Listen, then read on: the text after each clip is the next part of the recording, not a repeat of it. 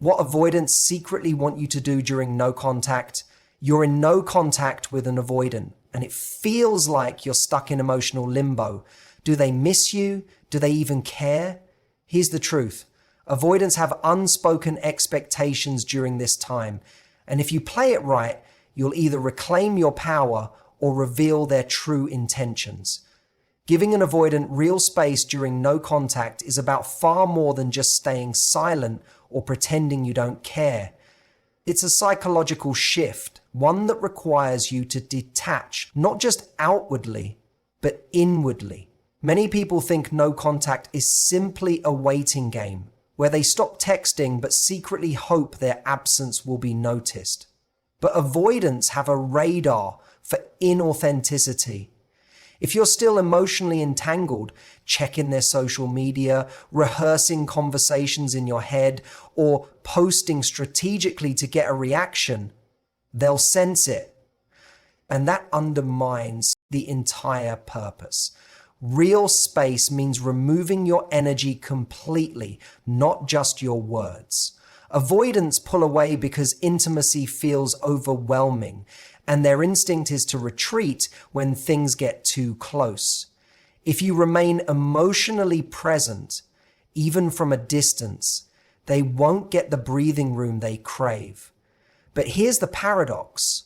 When you truly let go, that's when they start to feel the weight of your absence. It's not about punishing them or playing hard to get. It's about reclaiming your own equilibrium so that their silence no longer controls your emotional state. Think of it like this. If someone is used to you being the one who fills the silence, who reaches out after a fight, or who lingers in the background of their life, they never have to confront what it's like without you. But when you disappear, not dramatically, not angrily, just completely, it creates a vacuum, and nature abhors a vacuum. Avoidants may not panic right away. In fact, they might initially feel relief. But over time, if you don't reappear on their terms, curiosity creeps in. Why aren't they chasing me? Are they really moving on? That's when the mental real estate you occupy in their mind expands. The key is consistency. If you break no contact because you're anxious or lonely, you reset the entire process. Avoidants are observant. They notice patterns. If they see that your resolve crumbles after a few weeks, they learn that all they have to do is wait you out. But if you maintain true distance, no checking in, no accidental run-ins, no liking their posts, you force them to sit with the reality that you're not orbiting their world anymore. That's when the dynamic shifts. This isn't about manipulation. It's about self-respect. Real space means you're not waiting for them to change. You're not rehearsing what you'll say. When they finally text, you're living your life as if their presence or absence doesn't dictate your happiness. And that's the ultimate power move. Because whether they come back or not, you've already won. The most powerful thing you can do during no contact isn't just disappearing, it's visibly thriving in your absence. Avoidants have a subconscious radar for authenticity. If they sense you're just pretending to move on while secretly pining over them, it actually reinforces their avoidance. But when you genuinely redirect your energy into building a life that excites you, it creates psychological tension they can't ignore. This isn't about performative happiness or staging Instagram posts to prove how over it you are. Avoidants can spot that desperation from a mile away. What actually gets under their skin is when your growth appears effortless, when they notice you're not just keeping busy, but fundamentally evolving without them. Maybe you take up a new skill that changes how you carry yourself. Maybe you deepen friendships they didn't realize mattered so much to you. Perhaps there's a quiet confidence in how you no longer seek their validation. These subtle shifts register on a primal level, triggering what psychologists call loss aversion, the fear of missing out on someone who's becoming more valuable. There's a critical nuance here. Avoidants don't respond to obvious displays of success. Posting gym selfies or flaunting a packed social calendar often backfires because it reads as trying too hard. What works is demonstrating passive evolution. Changes so organic they suggest you're not even thinking about them anymore. When mutual friends mention how happy you seem, when they notice you've developed new passions, or when they observe you handling stress with newfound resilience, it disrupts their narrative that you couldn't cope without them. This creates a fascinating paradox. The more you invest in authentic personal growth, not as a strategy to win them back, but because you genuinely deserve it, the more you activate their attachment system. Avoidants are subconsciously drawn to partners who exhibit secure attachment traits, emotional independence, clear boundaries, and the ability to self-soothe. By becoming that person, you either inspire them to rise to your level or reveal their inability to meet you there. The magic happens in the mundane details they weren't expecting. That you finally took the cooking class you always talked about. That you seem lighter in group settings. That you're no longer anxiously awaiting their crumbs of attention. These unconscious observations accumulate until the avoidant faces an uncomfortable truth. The person they took for granted is becoming someone they might actually have to fight for. And that realization, when it comes from a place of genuine change rather than manipulation, is what makes all the difference. The delicate dance with an avoidant during no contact requires mastering a crucial paradox. You must become simultaneously unreachable, yet not permanently gone. This isn't about mind games, it's about understanding the avoidant psyche at its core. When you vanish completely with no trace of openness, their defense mechanisms interpret this as final rejection, allowing them to emotionally detach. But when you leave just enough ambiguity, a door slightly ajar, though never held open, it activates their deepest attachment fears in a way that pure silence cannot. Avoidants operate on a primal fear of engulfment, balanced against an equally powerful terror of abandonment. Our goal isn't to trigger their abandonment panic through dramatic disappearances, but to create what psychologists call optimal frustration. Enough space for them to miss you, yet enough subtle presence to prevent total emotional disengagement. This explains why those who handle no contact with graceful indifference see better results than those who either chase or ice their avoidant out completely. The art lies in becoming like the horizon, always present yet never graspable. Consider how avoidants process connection. Where anxious types fixate on constant contact, avoidants subconsciously monitor for signs of independence in their partners.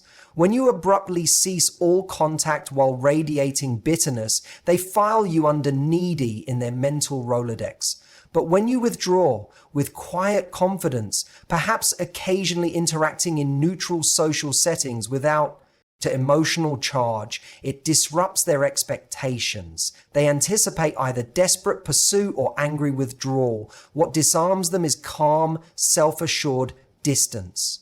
The critical nuance emerges in how you handle any eventual reach out. Most ruin no contact by either ignoring their message, which reads as punitive, or responding with overflowing enthusiasm, which feels engulfing. The sweet spot? Warm but brief responses that demonstrate emotional stability without guaranteeing future availability. A simple "good to hear from you, hope you're well" communicates you're unfazed by their absence, planting seeds of doubt about their assumed control over the dynamic. This measured approach forces them to confront an uncomfortable question. If I want more, will I have to be the one to step forward?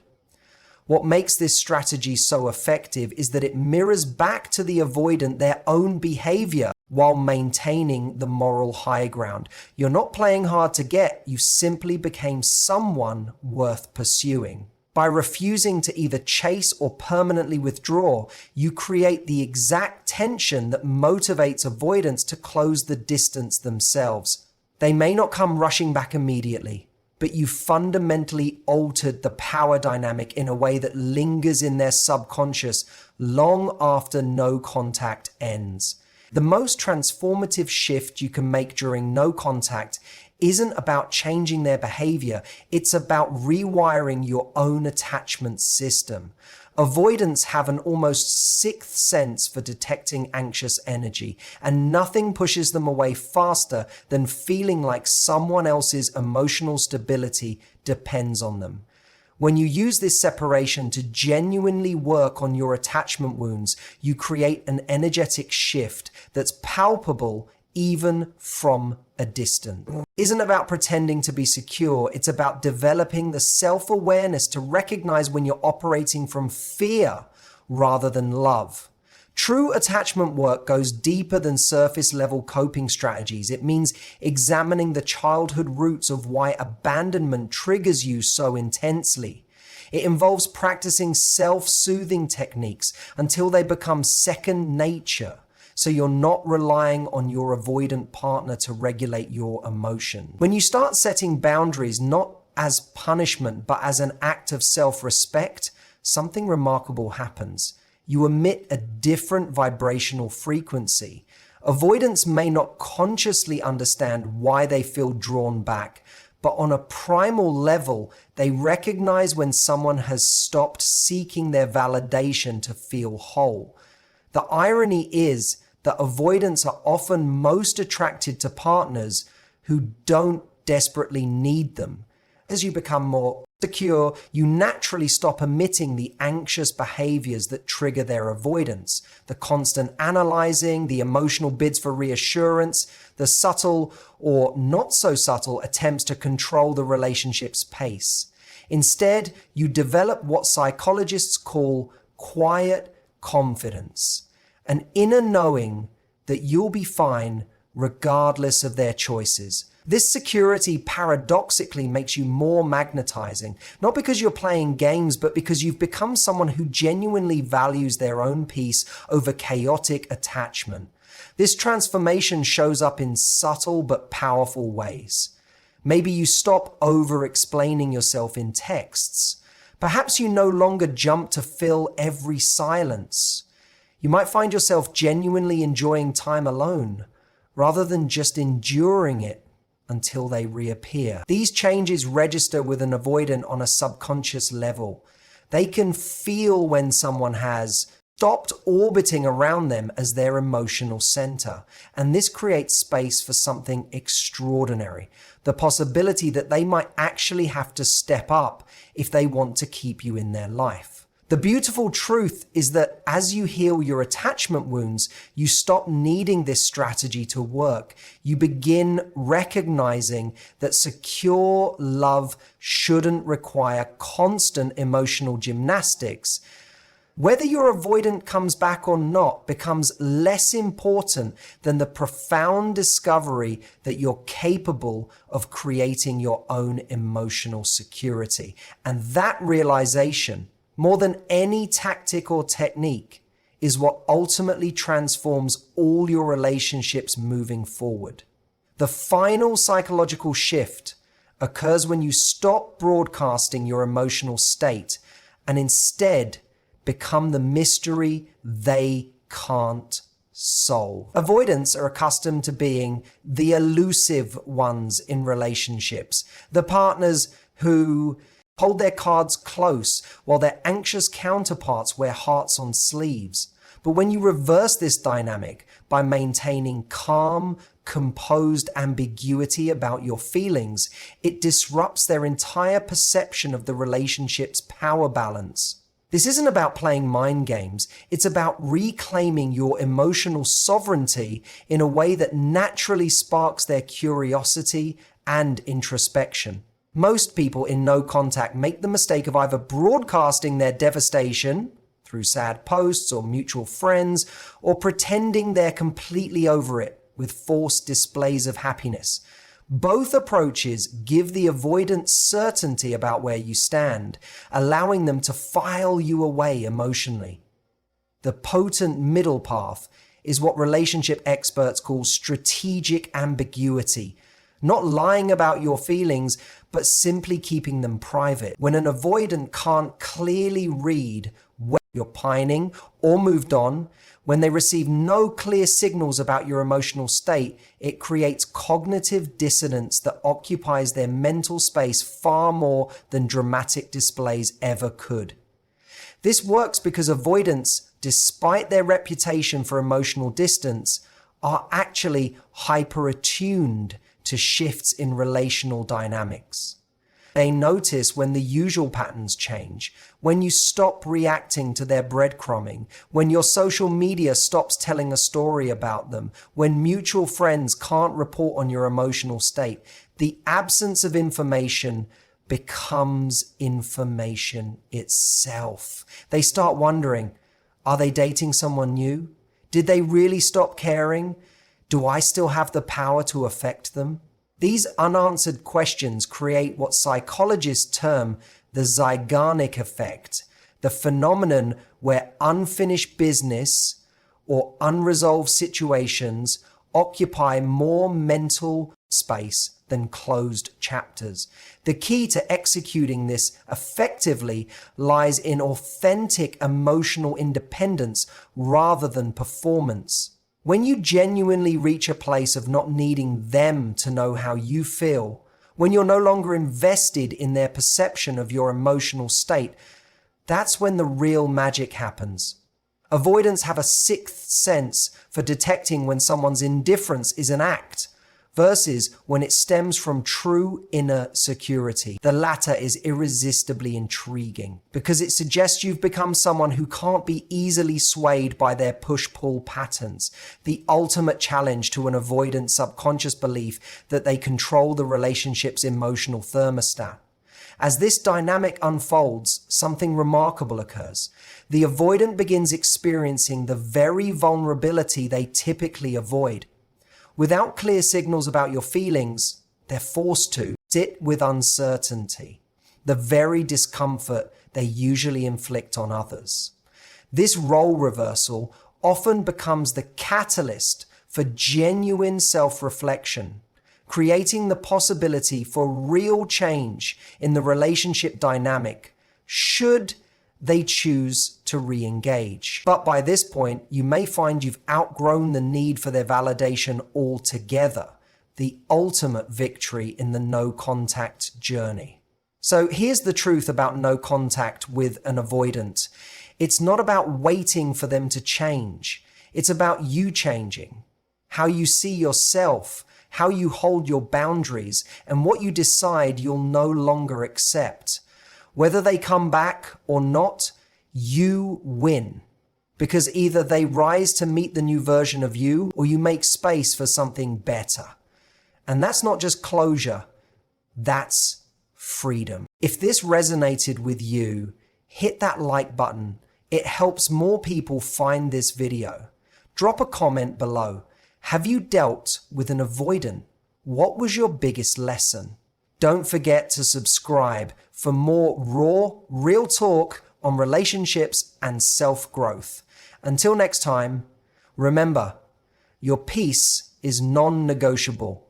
See you in the next one.